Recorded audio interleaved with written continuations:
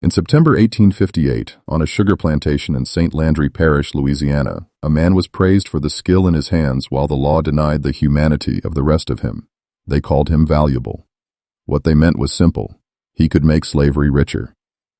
September 1858, Brierwood Plantation, St. Landry Parish, Louisiana.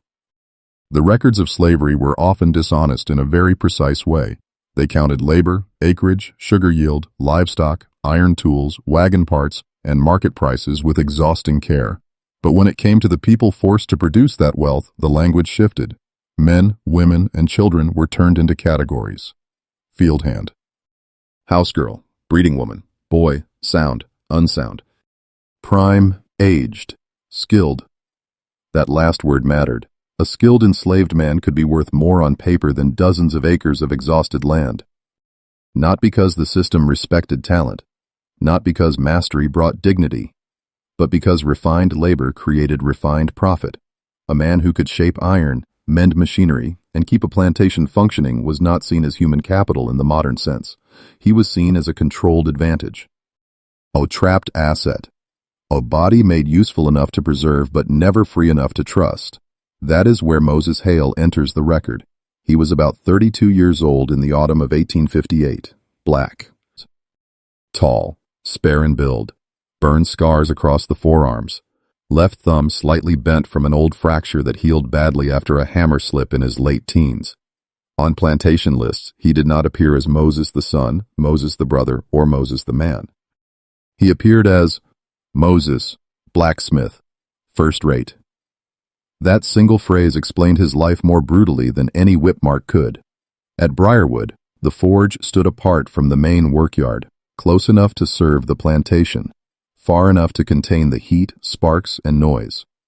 It was a square timber structure with a brick hearth, a broad iron anvil, a hand-cranked bellows, tool racks darkened by soot, and a dirt floor packed hard by years of labor. Every hinge on the property passed through that space. Every broken chain link, every wagon brace, every field blade, every damaged kettle hook during sugar season. If something essential failed, Moses was expected to restore it before dawn. This is where the mythology of the fortunate slave begins, and this is where it must be stripped apart. There is always an effort, especially in softened retellings of plantation life, to suggest that a skilled enslaved worker lived better than the others. Better clothes, better rations, less field work. More trust. That poisoned language survives because it comforts the descendants of power. It allows brutality to dress itself as paternal order. But usefulness did not soften slavery, it only refined its methods. Moses was not spared because he mattered.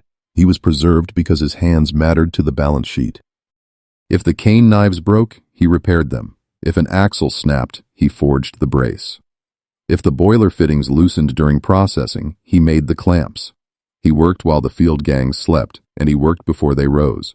He was watched differently from the others, but watched all the same. His movements were measured, his tools counted, his time never his own. In one reconstruction, the sun has not yet cleared the trees. The yard is blue-gray with morning damp. Moses is already at the anvil, turning a strip of heated iron under the hammer. Steam lifts from his shirt, the bellows groan. A white overseer stands at the door with a ledger tucked under one arm. No cracks this time, the overseer says. Moses does not answer. The hammer falls again. Precise, controlled, useful. That silence matters. On plantations, silence was often the last form of ownership left to the enslaved. Not freedom, not safety. Just the refusal to give the system more of your inner life than it had already stolen. Brierwood's owner, Edwin Valloret, understood the value of skilled labor in exactly the way men like him always did. He understood its return. He had inherited debt, poor drainage, and aging equipment when he took control of the property in 1851. By 1858, he had improved the books, expanded the cane acreage, and tightened supervision over both field and workshop labor. Men like Valloret liked to be called disciplined, efficient. Serious. In plainer language, he was the kind of planter who believed cruelty should be organized, and organized cruelty is often the most enduring kind. The plantation ran on this order: cane in the ground, bodies in the rows, pressure in the mill, sugar in the barrels, profit in New Orleans. But between those points stood labor so constant it became invisible. Men like Moses were expected to make the violence look smooth. If a wagon reached market, no one praised the blacksmith who kept the wheels sound. If the harvest moved without delay, no one recorded the hours spent reworking tools by firelight. If the owner's wealth increased, the mechanism of increase was simply called management. That, too, is part of the lie. Because Brierwood was not managed into prosperity, it was forced there. And Ruth Hail was one of the men forced to carry it. By the late summer of 1858, he had become indispensable to the estate. Indispensable, of course, did not mean protected. It meant trapped more deeply. An enslaved field hand might be sold in response to debt. A blacksmith might be held tighter, monitored harder, punished more strategically. Skill narrowed the cage. It did not open it. He slept in a cabin behind the secondary yard, separate from the main forge, but near enough to be summoned at any hour. A cracked basin outside. A blanket too thin for winter. A tin cup, a wooden stool, Some nights, after the work ended, he cleaned the soot from his hands as if there were still a boundary between labor and self. But there are systems designed to erase such boundaries. Slavery was one of them. There were rumors, as there always were, that Moses had once tried to teach a younger boy how to read numbers from supply marks on incoming crates, that he remembered names longer than owners liked, that he asked where newly purchased people had come from. These were small acts, nothing that would change the structure around him. But slavery feared even small acts of recognition because recognition pushes against its first principle, that some lives may be catalogued without being acknowledged. In another reconstruction, late evening. The forge is dim except for the red mouth of the fire. Moses sits on a stool, filing the edge of a worn blade. A younger enslaved boy, no older than 12, lingers near the doorway. "Why they count everything?" the boy asks quietly. Moses keeps his eyes on the metal. "So nothing disappears," he says. The boy waits. Then Moses adds, "That's what they tell themselves. It is not a speech. It is not a rebellion. It is only the truth spoken low." And in places like Brierwood, truth itself was treated as dangerous. By September, the harvest season was approaching fast. Repairs accelerated, pressure rose, orders multiplied. Valorette wanted the carts strengthened, the cane knives rebalanced, the kettle hooks remade, the mill fittings inspected. And behind all of it sat the same expectation. Moses would make the plantation ready, because the plantation had trained itself to believe his hands existed for that purpose. That is the moral obscenity at the center of this story, and it must be named early. Slavery did not merely exploit strength, it exploited intelligence, discipline, memory, restraint, and craft. It took the finest capacities a human being could develop and locked them inside a structure built to deny that human being any rightful claim to his own life. So when the ledgers called Ruth Hail valuable, they were not describing honor. They were measuring how much suffering could be extracted from a man before the machine began to fail. And by the fall of 1858, the machine at Brierwood was preparing to ask more of him than ironwork, more than labor, more than endurance. It was preparing to place in his hands a task so calculated, so intimate in its cruelty, that even the plantation's daily brutality would take on a different shape. But before that order was spoken, before the iron was drawn and marked, before the forge became the center of something even darker, there was this first fact, plain and permanent. Ruth Hail was called important only because the system knew how to use him, not as a man to be remembered, not as a life to be protected, as a tool that could still produce. If you're listening from a place marked by slavery, forced labor, or buried family history, comment your location below. Let the record show where this story is being heard. October 1858 arrived with the discipline of a machine. At Brierwood Plantation in St. Landry Parish, Louisiana, the cane stood high, the drainage ditches held, and Edwin Valoret's attention shifted from repair to control. Harvest season always exposed the true character of a plantation owner. In quiet months, men like Valoret could perform order. In harvest months, they revealed appetite. The plantation books from that season would have looked ordinary to anyone trained to read slavery as business. Iron purchased, coal measured, harness leather replaced. Cartwheels reinforced, new arrivals expected before the cutting intensified. The paperwork would not describe panic, dread, or the moral architecture beneath those entries. It would not say that every object was part of a larger design. It would not say that the plantation did not simply require labor.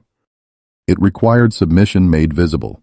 That is where the order came in, not in public, not before the entire yard.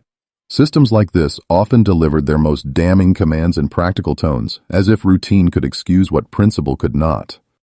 It was the second week of October, likely October 11th, 1858.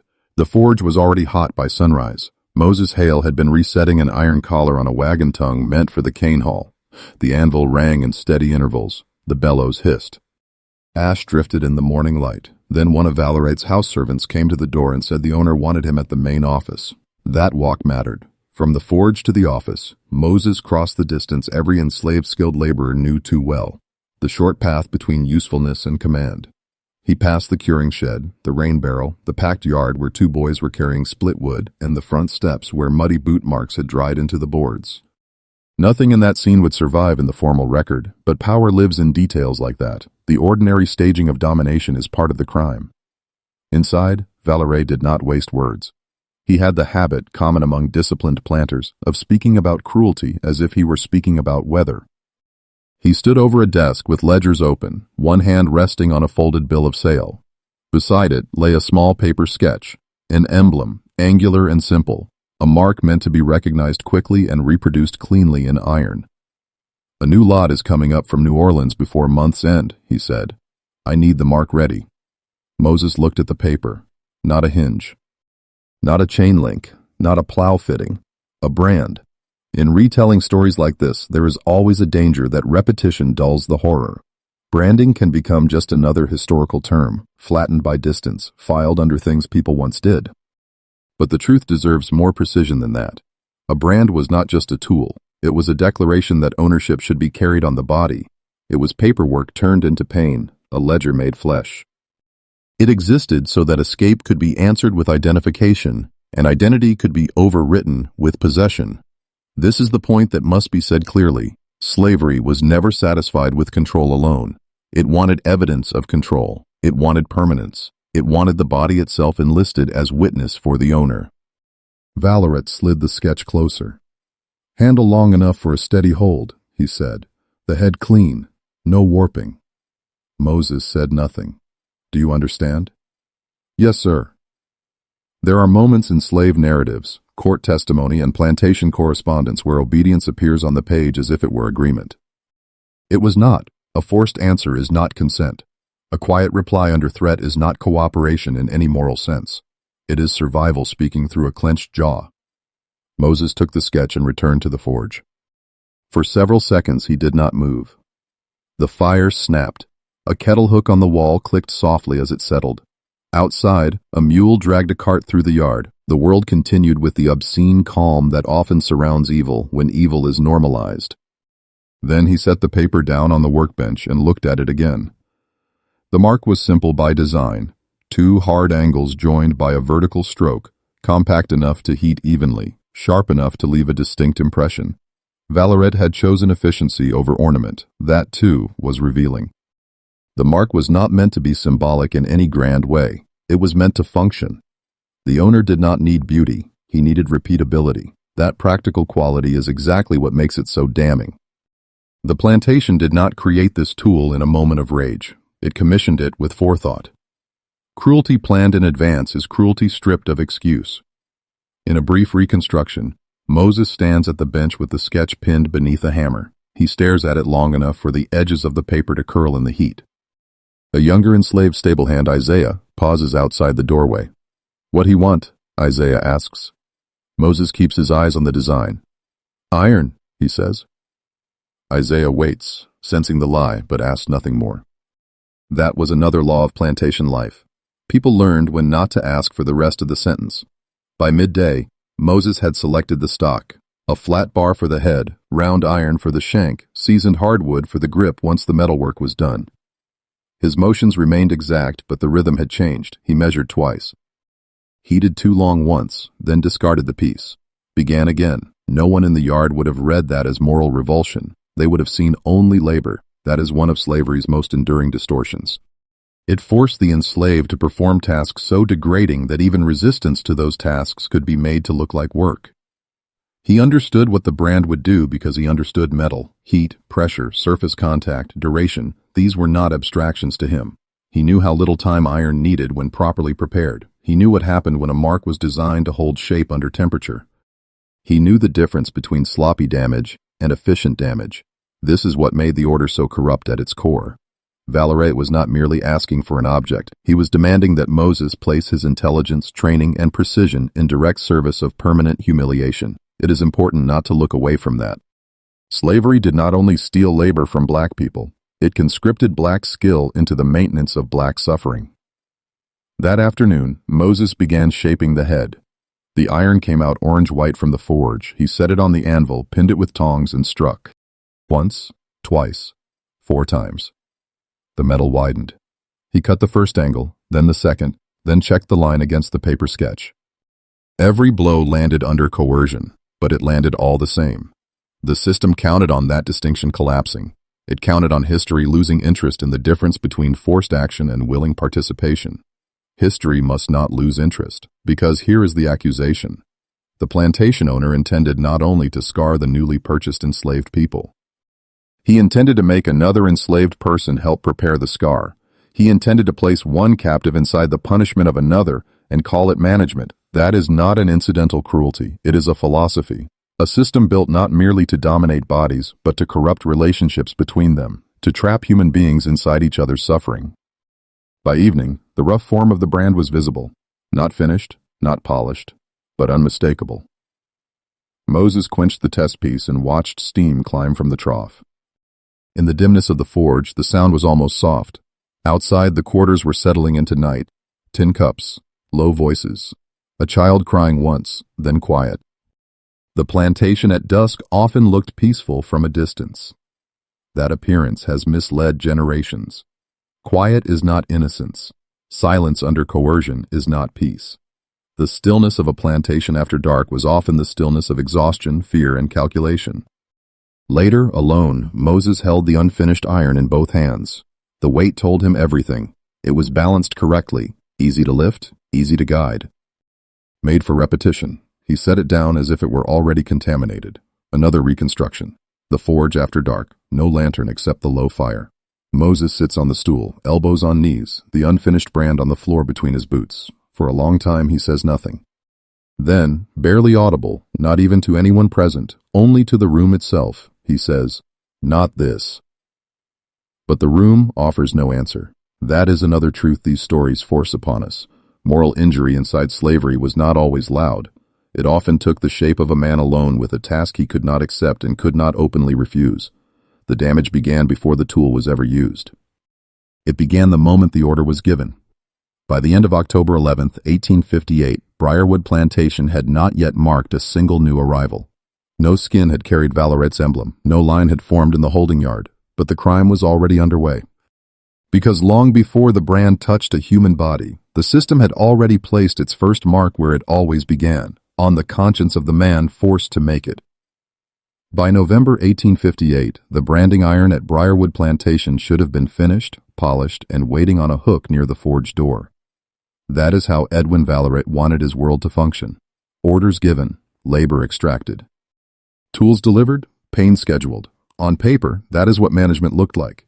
In practice, management on a plantation often meant forcing the enslaved to choose between immediate punishment and slower moral ruin. Moses Hail understood that by then. The order had been given in October, the design had been drawn, the first shaping blows had already been struck, but as the weeks turned, the iron did not advance the way Valeret expected. It remained unfinished, then reworked, then declared unstable, then started again. Not because Moses lacked the skill. Skill was the problem. He knew exactly how to make the tool function, and precisely because he also knew how to prevent it. This was not open rebellion. The plantation was built to recognize open rebellion quickly and crush it before noon. This was something quieter, a contest inside the margins of labor itself, a skilled man buying time with imperfection. In the first week of November, Moses claimed the head had cooled too fast during shaping and developed hairline stress cracks. That was plausible. Iron drawn too quickly and reheated carelessly could become unreliable at the points of angle and pressure. He showed the piece to Overseer Thomas Greeley under the forge light, turning it just enough for the surface flaws to catch the eye. Greeley frowned. "Can it hold?" Moses answered with the caution of a man who had learned how to sound useful while withholding certainty. "Not if you want a clean mark." That phrase mattered. clean mark. Even in resistance, he had to speak the language of the task. On plantations, conscience often had to hide inside technical vocabulary. To say "I will not help you do this" was dangerous. To say the tool is unsound could buy another day. Greeley spat in the dirt, cursed the delay, and told him to begin again. So Moses began again. That is one of the more merciless truths in stories like this. Sabotage under slavery rarely looked heroic in the moment. It looked repetitive, small, denied even the dignity of recognition. A spoiled batch of coal, a misjudged heat, a handle fitted badly on purpose, then rejected for safety. Resistance in such places was often measured not in victories but in postponements. November 4, 1858, Brierwood's supply wagon returned late from Opelousas with inferior iron stock and damp charcoal. Or so Moses said. He laid the bars aside and told Greeley the material would not take a reliable edge. Again, the claim had technical credibility. Inferior stock could warp. Damp fuel changed temperature control. A sloppy blacksmith might work around it. A careful one would object. The plantation did not reward care. It only demanded results. Valeray appeared at the forge that afternoon, coat buttoned high, gloves in hand despite the heat. He disliked entering workspaces unless delay forced him to inspect them directly. Men like him preferred the finished product to the labor that produced it. But delay had begun to touch schedule, and schedule was the nearest thing he had to a moral code. He stood just inside the doorway and looked at the bench. Scrap iron, tongs, half-finished fittings, no completed brand. "You are taking too long," he said. Moses did not look up immediately. He finished filing a cart pin, set it down, then answered. "The first head won't hold. The second stock came poor." Valeray's face did not change. "You had no difficulty making what I required before." That was how power spoke when it wanted obedience to sound like precedent, as if prior labor under coercion had created an obligation for future labor under coercion. Moses said, "This has to be exact." Valeray took a step closer to the bench and touched the paper sketch with one gloved finger. "It has to be ready." There was no raised voice, no dramatic threat. Plantation authority often did not need volume. Calm could carry its own terror when backed by law, guns, overseers, dogs, and the certainty that no testimony from the enslaved would outweigh the will of the owner. After Valeray left, the forge seemed smaller. In a brief reconstruction, Moses stands still for several seconds, the sound of the departing boots fading across the yard. Then he lifts the unfinished iron and feeds it back into the fire, not to finish it, but to overheat the thinner section until the structure weakens at the joint. His movements are careful, almost gentle. Sabotage performed with the same craft the plantation had purchased from him. This is the point where sentimentality must be refused. Moses was not merely procrastinating. He was fighting in the only space the system had left him, process. Slavery stripped people of recognized personhood, then demanded efficient labor from the hollow it created. Men like Moses turned process into cover because direct refusal could end in whipping, sale, confinement, or death. The moral burden, then and now, belongs not to the enslaved person forced into calculation, but to the structure that made calculation necessary. By November 8th, the holding area near the lower yard had been cleaned and reinforced, extra chains repaired, gates checked. Valeray was preparing for the arrival of newly purchased slaves from New Orleans before the main cutting intensified. The plantation was organizing itself around an act it treated as routine. That is worth pausing on. There is a special obscenity in institutional calm. It is one thing for cruelty to erupt in chaos. It is another for cruelty to be penciled into the week's work. Moses noticed the preparations. Everyone did. The enslaved women in the washing area lowered their voices when the subject came near them. Men hauling cane poles avoided speaking directly about the incoming group. The younger boys heard fragments and pieced together the rest. On plantations, fear often spread ahead of events like weather ahead of a storm. No one needed the full order read aloud. One evening, Isaiah, the stable hand, lingered again near the forge. "They still coming?" he asked. Moses kept striking a bent nail flat against the anvil. "Yes." "When?" "Soon." Isaiah looked at the unfinished iron hanging near the workbench. "That for them?" The hammer stopped. For a second, Moses said nothing. Then he answered, "It's for the place." That line cuts closer to the truth than it first appears. The brand was for them, yes, but it was also for the plantation itself, for its discipline, its record-keeping, its fantasy of permanent control. Tools of domination are never only about the victim standing nearest them. They are about preserving the whole arrangement of power. By the second week of November, Moses attempted another delay. He shaped the head correctly but set the shank at a slight angle so the pressure would not land evenly. Under normal scrutiny, the flaw was subtle. In use, it would matter. A clean impression required alignment. A crooked set meant uncertainty, blur, wasted effort, perhaps a second application, something even Valerate might not tolerate in front of overseers and buyers. Greeley noticed the angle late. "This is off," he said, turning the iron in both hands. Moses answered, "That's from the cooling. Then you mend it. If I bend it back cold, it weakens." It was always this. One technical barrier after another, each true enough to be defensible, each timed enough to be strategic. He was laying obstacles in the path of an immoral order, but every obstacle had limits. That is what the third week of November made plain. Skill could delay the machinery. It could not, by itself, dismantle it. On November 14th, Valerate changed tactics. He stopped arguing about the iron and began applying pressure elsewhere. Moses's meal allotment was cut for 2 days. He was kept at the forge past midnight repairing cane knives, then expected back before dawn. Greeley began counting the bars of stock personally. Another enslaved man was ordered to remain near the shop during evening hours under the pretense of assisting with the bellows. Surveillance tightened not because Valerate doubted Moses's ability, but because he had begun to recognize something more dangerous: reluctance. Reluctance inside slavery was treated as contamination. If one enslaved man's conscience started interfering with scheduled brutality, the owner did not see a moral signal. He saw a production problem. In a reconstruction from that week, Moses works by lantern light while another man, older, silent, turns the bellows handle beside him. Neither looks at the other. The unfinished brand lies on the bench between them. Finally, the older man says, without lifting his head, "They'll make it one way or another." Moses answers, "I know." That exchange captures the limits of the moment, not surrender, recognition. Plantations were structured precisely to make individual resistance feel too small for the scale of the crime. And often, in material terms, it was. One man could damage a tool.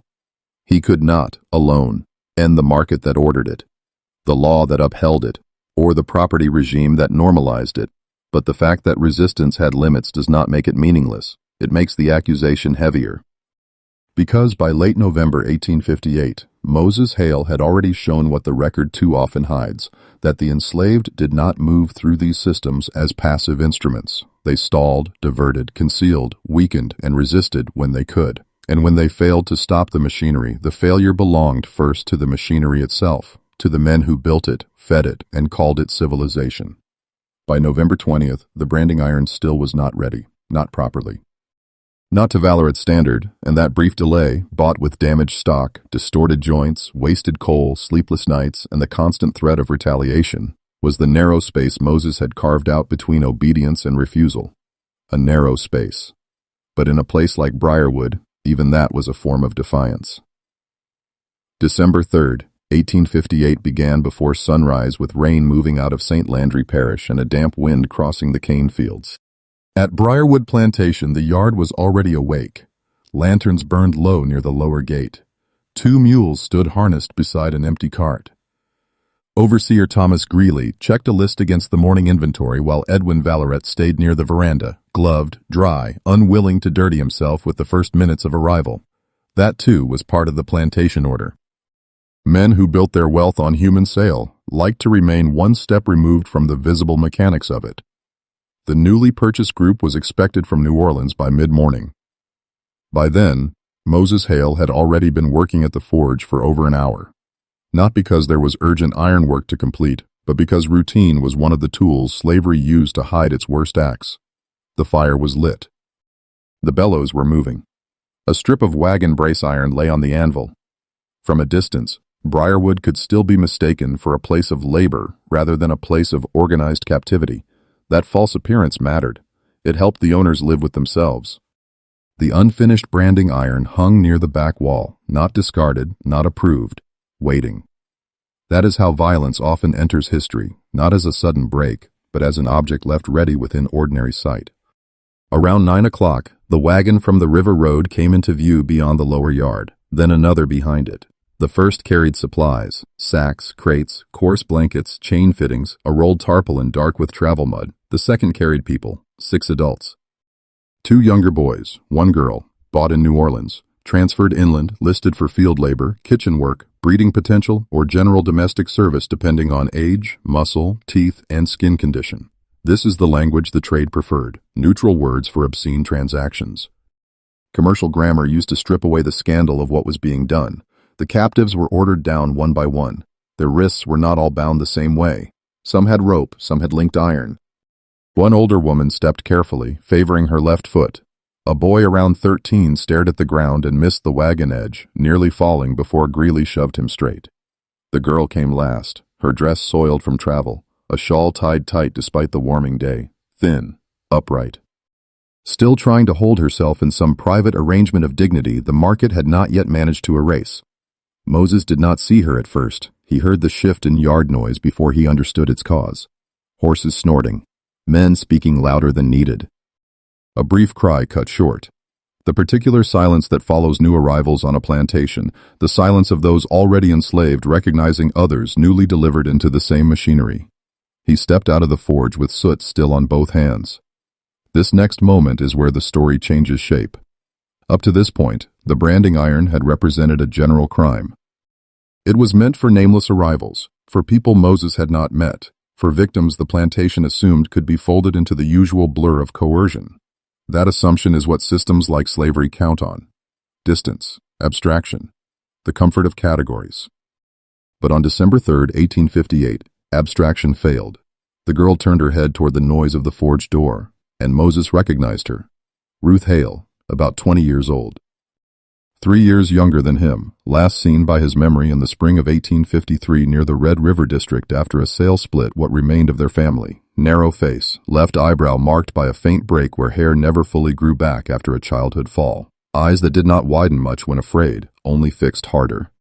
Time had altered her, but not enough to save either of them from recognition. He stopped walking, no speech, no cry. That would have drawn immediate attention. On plantations, even grief had to calculate. Ruth saw him half a second later. The change in her face was small enough that only someone looking for it would have seen it. Her mouth tightened. Her shoulders lifted once, then settled. She knew the rule at once. Do not run toward blood. Do not name it. Do not give the yard your heart in a form it can punish. This is one of slavery's most corrupt achievements. It did not merely separate families. It trained families to conceal themselves at the moment of reunion. Greeley was reading from the purchase list, pausing at each person to inspect hands, arms, teeth, posture. Valorette watched with the professional detachment of a man verifying livestock. The record, if it existed, would note age estimates, sex, productive use, maybe region of purchase. It would not note that a brother stood 30 feet away looking at his sister as if struck across the throat. It would not note that the brand waiting in the forge had just become personal in the most direct way possible. Systems of domination are selective in their memory. They preserve cost. They erase witness. In a brief reconstruction, Greeley grips Ruth's chin and turns her face toward the light. How old? He asks the trader. 20, maybe 21. Sound? Near enough. Ruth says nothing. Moses remains by the forge entrance, one blackened hand still holding the tongs he forgot to set down. That distance between them, yard to doorway, doorway to pen, was not accidental. Plantations were engineered through spacing as much as force. The new arrivals were taken not to the main quarters, but to the holding pen near the lower shed until assignment. Temporary confinement before permanent placement. A place for counting, sorting, naming, renaming, and discipline. Ruth was led there with the others while Valerie and the trader settled terms not worth describing as negotiation.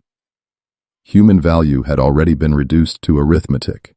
Only after the group disappeared behind the slatted enclosure did Moses move again. He returned to the forge because there was nowhere else he could go. That is the other cruelty of such systems. They do not only wound, they require the wounded to resume their tasks beside the wound. The branding iron was still on the wall. He stared at it for a long time, then he took it down and laid it on the bench.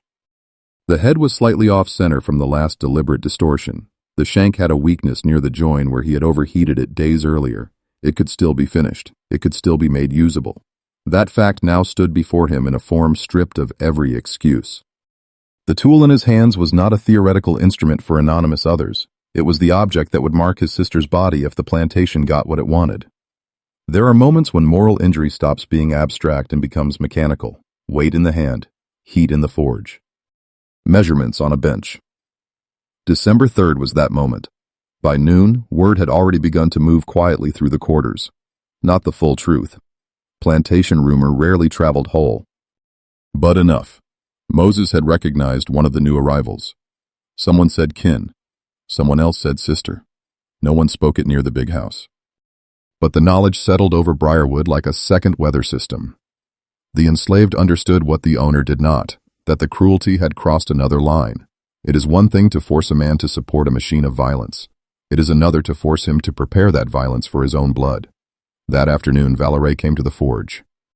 He found Moses at the bench, not working, the unfinished brand laid flat before him. "The stock is here," Valerie said. "You will finish it tonight." Moses did not answer at once. Valerie's gaze shifted to the iron. "There will be no more delays."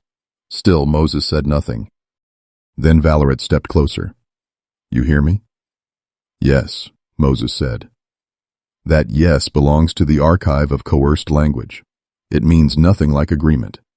It means the armed man has spoken and the unarmed man intends to survive the next minute. But inside that minute, something had already changed. In another reconstruction, after Valerie leaves, Moses grips the edge of the bench so hard the wood creaks. Isaiah appears at the doorway, sees his face, and does not enter. "Who is she?" the boy asks quietly. Moses answers without turning. "Mine." That single word contains more history than plantation records ever could. Mine, not as owner, but as kin. Mine as in known, remembered, loved before the market intervened. Mine as in proof that slavery had failed in one respect. It could sell bodies and rename them, but it could not completely erase who belonged to whom in memory. Near dusk, Moses found a reason to carry a water bucket toward the lower yard. He did not approach the pen directly. He could not. Greeley was nearby, checking latch chains, and one of the trader's men was still lingering for payment. But from the far side of the fence line, through the slats, he saw Ruth sitting against the back wall with the shawl still around her shoulders. She looked thinner than he remembered. Harder in the face, not broken, not safe either. For 1 second her eyes found his through the gaps. No gesture. No speech. Then Greeley turned, and Moses kept walking. This is where sentimental retelling often fails. It wants reunion to produce comfort. It wants recognition to soften the scene. But under slavery, recognition often sharpened terror. Moses now knew exactly who stood in danger. Ruth now knew exactly whose hands the plantation had ordered into service against her. That knowledge did not reunite them. It trapped them inside the same crime from opposite sides. By nightfall, the forge was lit again. Moses worked alone. The rest of Brierwood settled into the brittle quiet of a place waiting for morning orders. He set the brand into the fire, then pulled it back out before full heat, set it down, turned it, measured the weak joint with his thumb. The room smelled of coal, old metal, and wet timber. Outside, somewhere beyond the lower yard, Ruth was locked in the holding pen with the others, waiting to learn what the plantation meant to do with them. Inside the forge, her brother stood over the instrument meant to help do it. That is the indictment December 3rd leaves behind. Slavery was not satisfied to control labor, movement, and sale. It aimed deeper. It tried to turn family into witness, witness into helplessness, and craft into betrayal. It placed one captive in reach of another and called that order. And from that day forward, every blow Moses struck against the iron would carry a face the plantation never meant him to see. December 10th, 1858, did not arrive as a day of action. It arrived as a day of measurement. At Brierwood Plantation, St. Landry Parish, Louisiana, the machinery of slavery was entering its final stage of preparation. The newly purchased captives had been sorted for labor. The holding pen had been cleared and checked twice. Overseer Thomas Greeley had ordered extra lamp oil sent to the lower yard. Edwin Valleret had begun speaking of the branding as if it were merely one more unfinished matter before the full force of harvest. That was how men like him protected themselves from moral recognition. They reduced a calculated act of domination to a scheduling concern. By then, Moses Hail had stopped pretending that delay alone would save Ruth. The iron was still flawed, but no longer beyond use. The joint remained weak, the alignment was imperfect. Yet under pressure, with enough heat, even a defective tool could serve the owner's purpose once. And once was enough. Slavery did not require elegance, it required submission made visible. That is what December 10th made plain. Moses had bought days. He had not bought safety. The thought that followed was not noble, it was not clean. It did not arrive as a speech about justice or liberty. It arrived the way desperate conclusions often do, practical, brief, and ugly in its necessity. Valeret had to be removed, not argued with, not persuaded, not appealed to. The law had already chosen his side. The parish had already chosen his side. The market, the sheriff, the neighboring plantations, the ledgers, the rifles, the courts, the entire grammar of property had already chosen his side. If the branding was to be stopped before it reached Ruth, something more final had to happen inside the narrow window before dawn work and public inspection. That is one of the hard truths stories like this should not soften. Under slavery, moral choices were often reduced to impossible shapes. Men and women were forced to think inside cages built by others, then judged later by people who never stood inside them. Moses was not choosing between good and bad, he was choosing between two forms of damage, both authored by the same system. That evening he studied the forge as if seeing it for the first time. The hearth sat against the rear brickwork, its bed of coals hotter toward the left where the draft pulled strongest. The quench trough stood near the bench, half full, surface black under soot. Hammers hung by weight, tongs, punches, cold chisels. A length of bar stock leaned against the wall. Near the side shelf, the branding iron rested wrapped in cloth to keep dust off the head. The room was full of useful objects, useful to labor, useful to repair. Useful, under the right second, to something else. He understood Valeret's habits. That mattered more than anger. Valeret came to the forge in one of two ways. Either in daylight, standing near the doorway to avoid heat and ash, or after dark when delay annoyed him enough to inspect the work himself. He disliked staying long. He disliked sweat. He disliked sparks reaching his coat. He liked Moses to bring the object toward him rather than forcing him deeper into the shop. Such details sound small until one remembers that survival under domination often depends on details no larger than where a man prefers to stand. In a brief reconstruction, Moses lifts the branding iron from the bench and tests the balance of the handle one last time. Then he sets it back down and looks instead at a shorter piece of iron heating near white at one end. Not the brand, not the symbol, just a blunt length of working stock heavy enough to break bone if brought down at the right distance. He does not grip it yet. He only watches it color in the fire. The plan, if it can be called a plan, was narrow and likely hopeless from the start. He would send word through Isaiah that the brand was finally sound and required Valeret's approval before morning. That would bring the owner to the forge after dark, perhaps with only Greeley nearby or not yet arrived. Moses would keep the room dim except for the hearth, forcing Valeret a step farther in to inspect the iron. Then, at the one moment when attention shifted from the man to the object, Moses would strike. This was not fantasy. It was a calculation built from distance, timing, light, and habit. But even a careful calculation could not erase the fact that plantations were designed against the success of men like him. There were too many variables owned by someone else. Around sunset, Isaiah carried the message. He returned 20 minutes later with the answer. Valeret would come after supper. Moses nodded once and said nothing. Outside, the quarters were settling into their winter rhythm.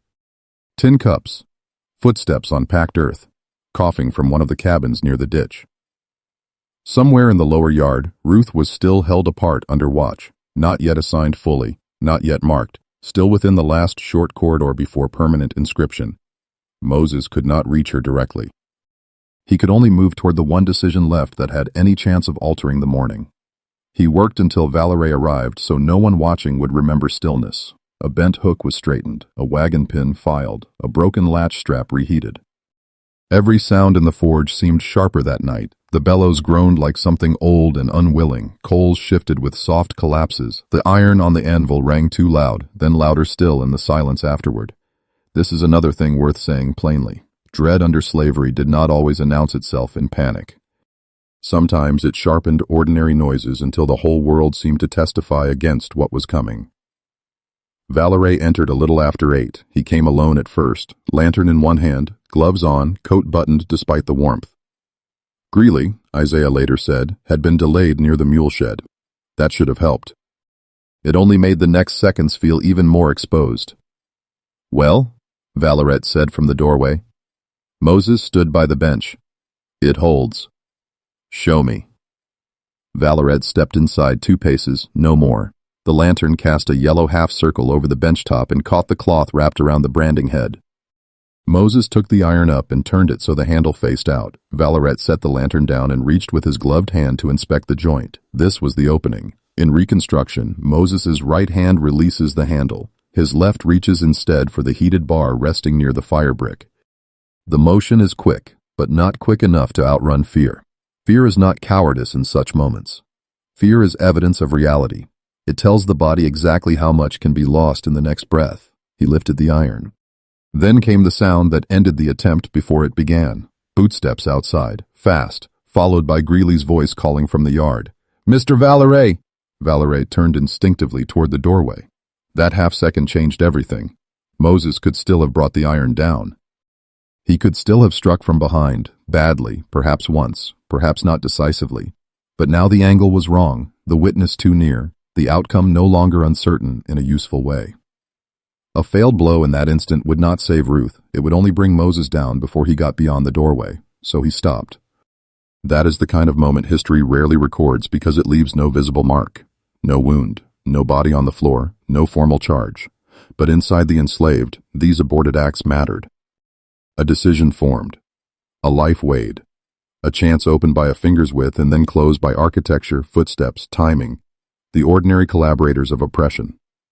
Greeley entered, irritated, speaking about a split trace chain near the lower gate. Valorette cursed the timing, picked up the lantern, and glanced again at the branding iron on the bench. "Tomorrow before first light," he said. "No more excuses." Then he left.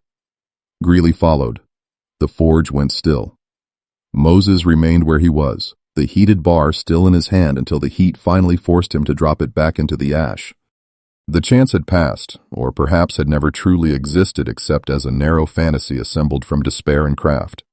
Either way, the result was the same. Valerie was alive. Ruth remained under guard. Morning moved closer. One of the cruelties of slavery is that it punished not only failure, but restraint. Moses had not spared Valerie from mercy. Mercy had little to do with it. He had spared him because the plantation structure intervened at the exact point where private will met public force. The overseer's steps outside were not incidental. They were the system entering the room on time. Later that night, Moses sat alone on the stool beside the dead coals. In another brief reconstruction, Isaiah appears at the doorway and sees enough in Moses's face to understand that something has nearly happened and failed. "You all right?" the boy asks. Moses answers without looking up. "No, it is a small word, honest, unadorned. In a story crowded with ledgers, property claims, and technical details, such honesty matters. It restores proportion. It reminds us that beneath every system's logistics stood human beings being driven toward decisions no person should ever have to make." By midnight, Moses understood what the failed attempt had taught him. Valerie would not be easily reached on his own terms. The house was too guarded, the yard too exposed. The overseer too close. Any plan that depended on a single clean strike had already proven thinner than hope. If there was still a way to stop the branding, it would not come from confronting the master in a controlled room under his own authority. It would have to come from the forge itself. That is where December 10th ends, not with action completed, but with the collapse of one illusion and the birth of another, harsher plan. Moses had learned that night that he could not simply remove the man and trust the system to pause. Slavery was larger than one planter, larger than one blow, larger than one room. But the forge was still his terrain, if only for a few remaining hours. And in places built on domination, the smallest piece of ground a man still understands can become the last place from which he fights back. By the night of December 14th, 1858, Brierwood Plantation had done what plantations always did before an act of organized cruelty. It turned preparation into routine. The lower yard had been cleared by late afternoon. A post near the holding area was reinforced. 2 lanterns were hung where one would normally do. Overseer Thomas Greeley checked the latches himself. Edwin Valeray gave instructions in the calm tone of a man arranging wagons, not human suffering. That composure is worth naming for what it was, not discipline, not order. Moral vacancy made efficient. The branding was set for first light. By then, Moses Hail understood three things with final clarity. The first was that delay had ended. The second was that killing Valeray cleanly and escaping alive had never been more than a narrow hope. The third was that the forge remained the one place on Brierwood where his knowledge still exceeded the owner's. That did not make him free. It made him dangerous for a few remaining hours. All day on December 14th, he was kept close to the shop. That was no accident. Greeley wanted the branding iron finished, heated, and ready. The final filing had been done the night before under watch. The weak joint still sat hidden within the shank, and the head remained just slightly unstable under extreme temperature. Moses knew exactly how much strain it could bear. More importantly, he knew how to make it bear more than it should. He worked with the restraint of a man already past fear and into decision. The forge was fed harder than usual. More coal, stronger draft, longer bellows pulls. To an untrained eye, it looked like urgency. To Moses, it was calculation. Iron did not fail at random. It failed when structure, heat, and pressure met at the wrong threshold. The same knowledge that had made him profitable to the plantation now became the last instrument he could turn against it. That is the central indictment of this story, and by this point it can no longer be softened. Slavery did not merely steal labor. It stole mastery, then forced that mastery into service of domination. What Moses prepared on December 14th was not just sabotage. It was a reclamation, brief and doomed, of knowledge the plantation believed it owned. Near noon, Valeray came to inspect the shop. He found the branding iron laid across the bench on folded cloth, dark and finished to outward appearance. Moses stood beside it with soot at the cuffs and no expression left that the owner could read. "Will it hold?" Valeray asked. Moses answered, "For what you want, it will heat fast." That was not the question asked. It was the only answer Moses was willing to give. Valeray narrowed his eyes, then touched the handle with his glove. "You'll have it ready before dawn." "Yes, sir." Again coerced language. Again the empty ritual by which power mistook forced compliance for authority. But something had shifted beneath the words. Moses was no longer trying to prevent the order by delay. He was arranging the conditions under which the order would destroy itself. By evening, a hard wind had moved across St. Landry Parish. The cane leaves knocked against one another in the dark like dry paper. The quarters settled early. No one at Brierwood mistook the atmosphere. The enslaved knew something final was approaching in the lower yard.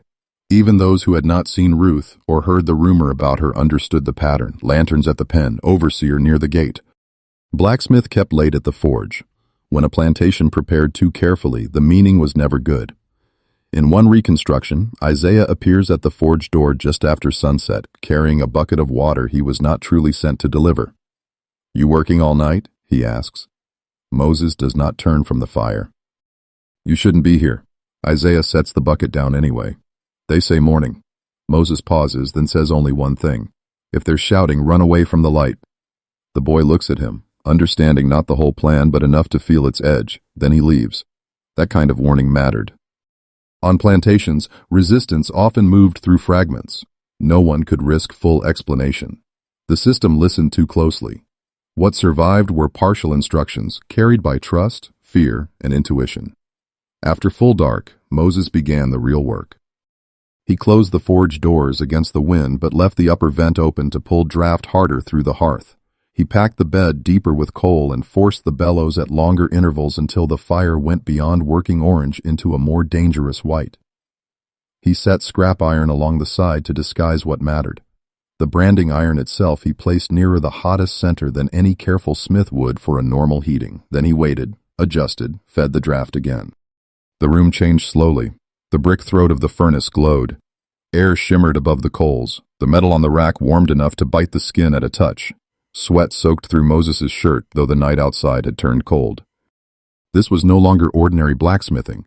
It was controlled excess, the deliberate pushing of a system toward catastrophic strain. He knew the weak point was not certain to rupture. He knew the blast might be smaller than needed, or larger, or late, or early. Sabotage is not prophecy. It is a wager placed against the machinery of power with incomplete tools and a shrinking margin. Around midnight, Greeley checked in once, saw the furnace working hot, and seemed satisfied. "Keep it ready," he said. Mr. Valeray wants no trouble in the morning. No trouble. That was how the overseer named it, as though the trouble lay in disorder, not in the act itself. The language of slavery always tried to relocate evil from purpose to inconvenience. A smooth atrocity was called management. A disrupted atrocity was called trouble. After Greeley left, Moses moved fast. He took the branding iron from the center of the fire, let it rest only a breath, then thrust it back again at an angle that forced the stress joint to take uneven heat. He shifted the coal bed with the poker so the hottest air struck along one side of the shank. He drove the bellows harder. Once. Twice. Again. The iron brightened toward white-yellow. Then came the sound he had been waiting for, not loud at first, only a small internal complaint in the metal, a dry ticking from inside the heated join, a sign invisible to anyone without his experience. He pulled the iron free. For 1 second he held it suspended in the air, the emblem on the head glowing like an accusation. Then the joint split.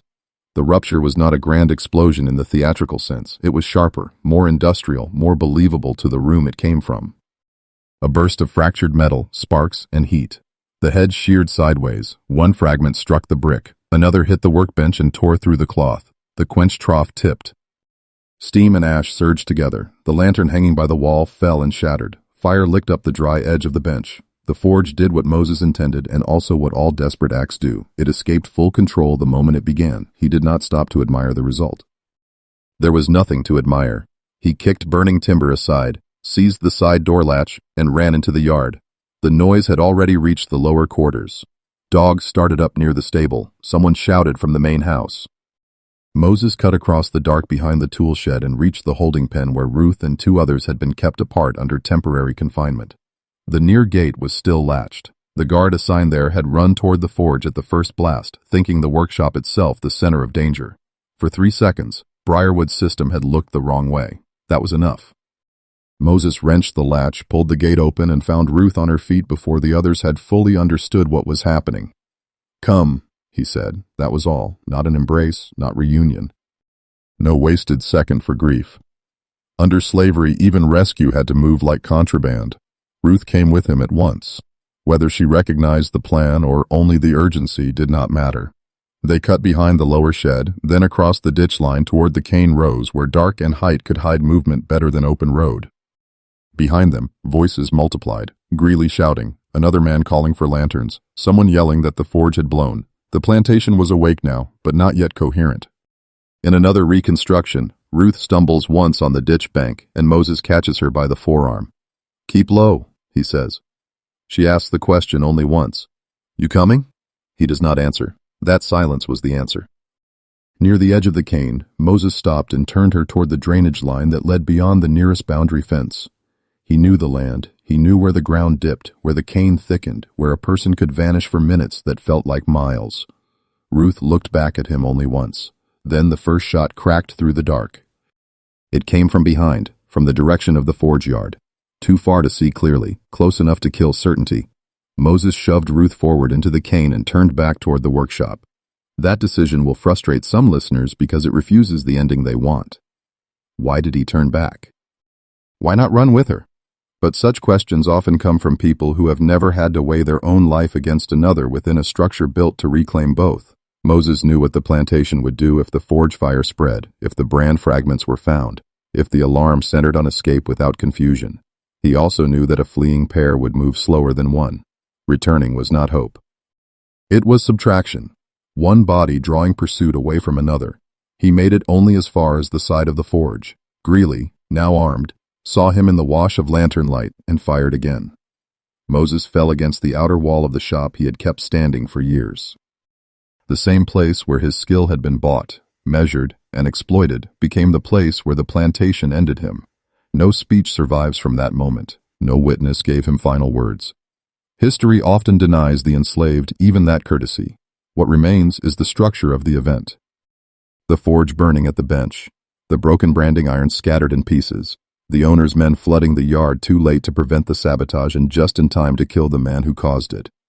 By dawn on December 15, 1858, Brierwood had contained the fire, recovered the fragments, and begun the hunt beyond the cane. Moses Hail was dead beside the workshop. The brand he had been ordered to perfect no longer existed as a working tool. And for a few violent minutes in the Louisiana dark, the plantation's machinery had been forced to feel what it had inflicted on others for generations: confusion, rupture, and the loss of control. By the morning of December 15th, 1858, Brierwood Plantation was no longer trying to prevent scandal, it was trying to restore procedure. That is how systems like slavery protected themselves after rupture. Not by remorse, not by pause, by resuming order as quickly as possible so that even an act of desperate resistance could be absorbed and reduced to inconvenience. The forge had blown apart in the night. Moses Hail lay dead beside the outer wall of the workshop he had spent years keeping alive for other men's profit. The branding iron he was ordered to complete had shattered at the joint. For a few hours, the plantation had lost control of its timing. By sunrise, it was working to prove that control had not truly been lost at all. Ruth Hail did not get far. The cane fields beyond the lower ditch gave cover in darkness, but not safety in daylight. She moved east first, then doubled back toward the tree line when she heard dogs farther off than expected. Sometime after dawn, likely between 6 and 7, 2 mounted men from a neighboring tract found her near a drainage cut less than a mile from Brierwood's outer fence. Mud to the hem, no provisions, no shoes fit for distance. The kind of brief freedom slavery specialized in creating only so it could crush it again. That matters. People often speak of failed escape as though the failure belonged to the fugitive. But flight from slavery was not measured against open land and fair conditions. It was measured against armed patrols, hunger, injury, unfamiliar roads, legal capture, dogs, informants, swamps, river crossings, and the constant fact that almost every public authority recognized the pursuer, not the pursued. Ruth was not recaptured because she lacked courage. She was recaptured because the world around her had been arranged to make courage insufficient. By mid-morning, she was returned to Brierwood. The yard she entered was quieter than the day before. That quiet had changed in quality. On December 3rd, when the newly purchased captives first arrived, the silence had been the silence of uncertainty. On December 15th, it was the silence that follows a warning carried out. Enslaved people in the quarters had already heard what happened at the forge. They knew Moses was dead. They knew Ruth had been taken again. They knew the owner now faced a test of authority. Men like Edwin Valeray did not answer such tests with mercy. Mercy would have implied doubt, and plantation power hated nothing more than doubt. Moses's body had already been removed from the workshop yard by then. Not because Brierwood wished to honor the dead, but because slavery disliked visible evidence when the evidence complicated the lesson. A dead blacksmith beside a shattered branding iron could speak too plainly if left in sight. Better to clear the yard, repair the bench, sweep the fragments. Reassert routine. Erasure was one of the owner's oldest tools, but not everything had been erased.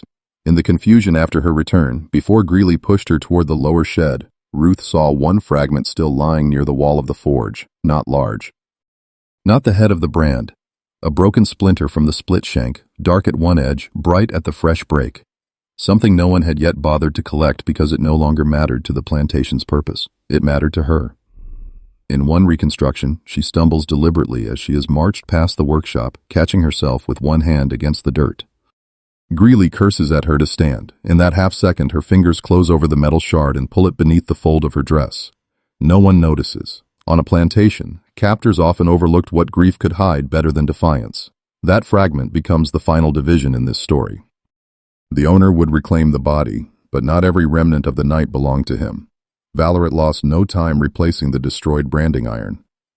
This is essential to understand. Moses's sabotage had real meaning. It delayed the act, broke the tool, exposed the owner's vulnerability, and forced the plantation into disorder. But slavery's cruelty did not depend on any single object. The system always had redundancies. Another planter nearby had a usable brand. Another smith elsewhere could repair or reshape one. Another emblem could be applied. The machinery was broader than one workshop, one man, one night. That is not a dismissal of Moses's act. It is the heavier accusation against the world that required it. By noon on December 15th, Valeray had obtained a replacement iron from a neighboring estate in the parish. Simpler in form, less exact, but functional. The original emblem he commissioned from Moses would not appear on Ruth's skin. A different mark would. That detail is small only to those who have never understood what domination values. Planters cared about legibility, recognition, inventory. They cared that the body could still be read as property. The symbol itself was secondary. Ownership did not need artistry. It only needed force with administrative backing. Ruth was brought to the lower yard again in the early afternoon. No speech from her survives. No testimony recorded what she thought, or whether she looked toward the forge, or whether anyone among the enslaved was allowed to remain close enough to witness what happened next. History gives us the structure of the crime more easily than the interior of its victims. That imbalance should not make us passive. It should make us more exact in naming the crime itself. She was marked with the replacement iron. Not the one Moses had been forced to forge, not the emblem Valeret first designed, but another sign serving the same purpose. The plantation's insistence that even after a man died resisting it, the body of his sister would still be claimed, catalogued, and disciplined into the visible grammar of possession. That is the sick vanity of slavery. It could not tolerate interruption without staging a counterstatement. If a captive broke the tool, the owner answered by finding another. If a brother died to block the act, the owner answered by completing the act anyway. The system did not merely punish resistance, it tried to overwrite it. But overwrite is not the same as erase. Because Ruth kept the fragment. We do not know exactly where she hid it in the weeks after December 15th, 1858. Sewn into a hem, perhaps. Buried beneath the floorboard of whatever cabin she was assigned. Wrapped in cloth and carried against the body whenever movement was possible. But the object remained with her. A jagged piece of failed iron from the broken branding tool, made by her brother's hands and shattered by his final decision. This is where the story reaches its last moral distinction, and it should be spoken slowly. The scar on Ruth's body belonged to the plantation. The shard she kept did not. One mark had been imposed to make her legible to ownership. The other survived as evidence that ownership had been resisted. One was meant to degrade. The other was preserved to remember. One came from the master's system. The other came from her brother's refusal to let that system proceed untouched. In another brief reconstruction, night falls over the quarters on December 15th. Ruth sits alone on the edge of a narrow cot, shoulders still, face unreadable in the dark. From inside the seam of her dress, she draws the metal fragment into her palm. It is small enough to hide completely. She closes her fingers around it and says nothing. There is no need for words. The object already contains the last fact slavery could not fully control. Someone had loved her enough to break the tool. That is not victory in any easy sense. Moses Hail was dead. Ruth remained enslaved. Brierwood Plantation continued. Edwin Valeret almost certainly returned to his ledgers, his harvest, his posture of control. The parish did not collapse in moral revelation. No court arrived to speak justice over the yard. This story does not end by pretending resistance always wins in the language people now prefer. It ends in a harsher, truer register. Moses did not destroy slavery at Brierwood. He did something smaller and for that very reason, more human. He interrupted its certainty. He denied it one clean performance. He forced it to improvise. He left behind physical proof that obedience had not been total, that craft had not been surrendered without a fight, that even when the body was killed, intention could fracture the instrument of domination and pass a remnant of defiance into someone else's hand. That is often how memory survives systems built to erase it, not as grand monument, as fragment, hidden metal, a name spoken quietly, a fact withheld from the owner and carried forward anyway. So when later generations speak of slavery as if it were only labor extracted, they should be corrected. It was also memory targeted, kinship broken, skill corrupted, conscience cornered, and suffering administered with clerical calm. And when they ask what remains after such a system has had its say, the answer is not always freedom won in the moment. Sometimes what remains is smaller. A scar that records the master. A shard that remembers the brother. If this story stays with you, subscribe. Then comment your location and your theory below. Where are you listening from? And do you think Moses failed that night, or left behind the only victory slavery could never fully erase?